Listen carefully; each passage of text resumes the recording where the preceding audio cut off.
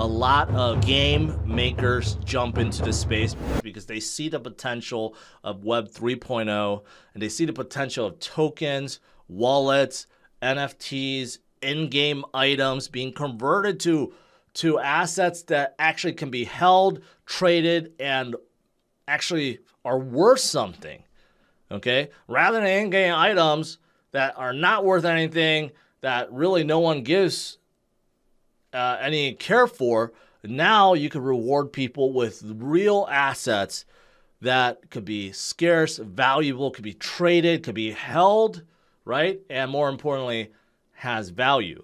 So you have a gaming giant, a gaming engine giant that specializes in 3D and VR, Unity. They have come out with this huge thing where they have partnered up with like 13 different projects, including MetaMask, and they want to come out with a huge Web 3.0 store, right? And basically, it's meant to spur innovation.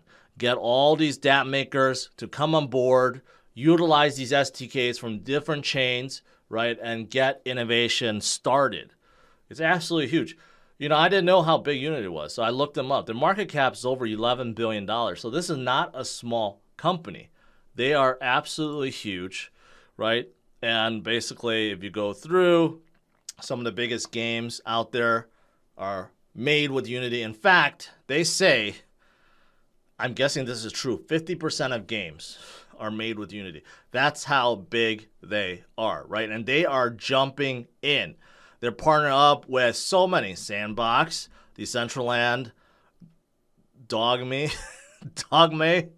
but besides that, many others, right, including MetaMask, Aptos, Algorand, Flow.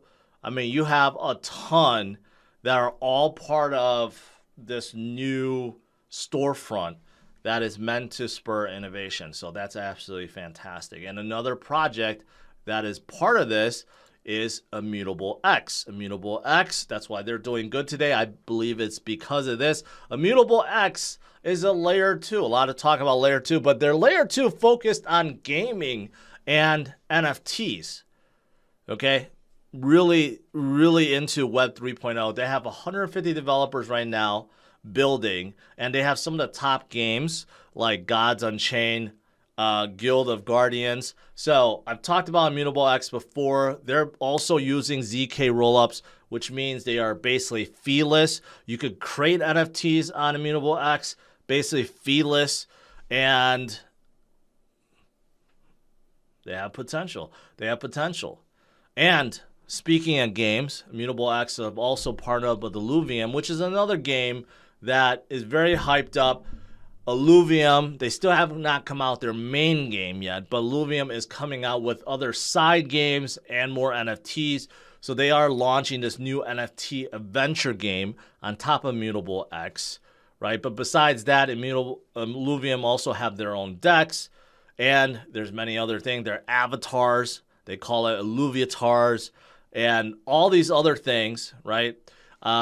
That are all based on Immutable X. So it's a good partnership, and it just shows that Immutable X is definitely a big platform. And also, take a look. Goldman Sachs analyst released a Kill to Earn zombie game also on Immutable X. Immutable X is definitely, I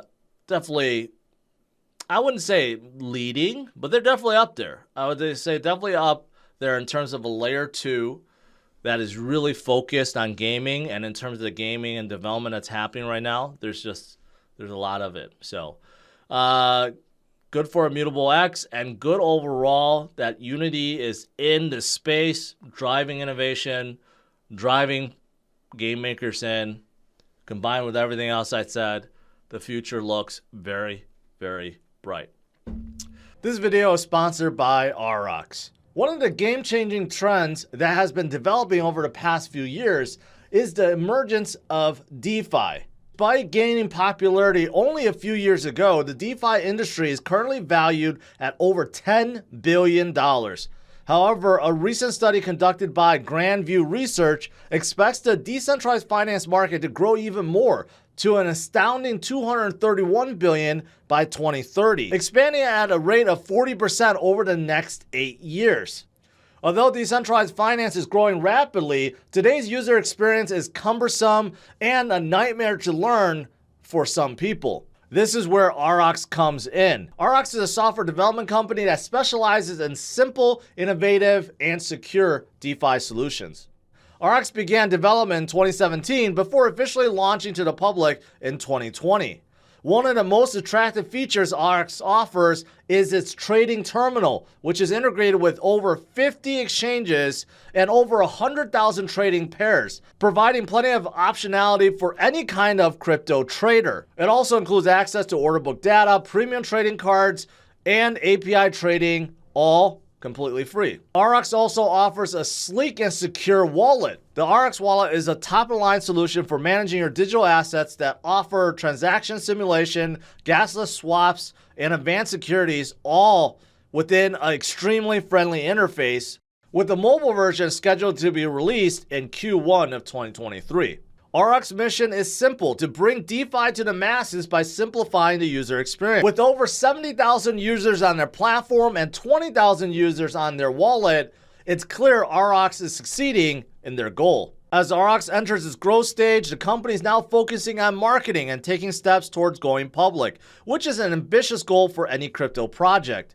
Just last year, Aurochs raised $5 million, and they are now offering a regulated crowdfunding investment round. This CF round is filed with the SEC and allows U.S. citizens to participate and invest, whether they're accredited or not. Aurochs is on a mission to bring DeFi to the masses. If you want to join Aurochs and you want to learn more about the CF round, make sure you click on the URL in the description of this video. Coinbase launches something called Crypto 435. And if you are, you know how I've been talking about how, like, I don't trust Gary Gensler, we should do something about it, right? That's what this is. This Crypto 435 is basically a grassroots project that's trying to get support from the people and trying to educate all 435 congressional districts across the U.S. I don't know what they're actually going to do, but according to this, they will influence laws and policies, bring crypto community together, promote innovation, protect jobs, and will educate everyday Americans about the power of crypto. So I'm thinking, I don't know. I'm thinking they're going to try to do a lot, try to get people that really want to grow the system together and fight together and educate people along the way, and take the fight back to Congress, take the fight back to the SEC and Gary Genslers of the world, right? I think that's what this is, and it sounds quite exciting. So if you want to be part of it, definitely sign up. You know, you could go to Coinbase's Twitter and click into it. But it sounds very exciting. I'm glad Coinbase is doing this, right? Taking a stand, getting people to stand together, to fight together.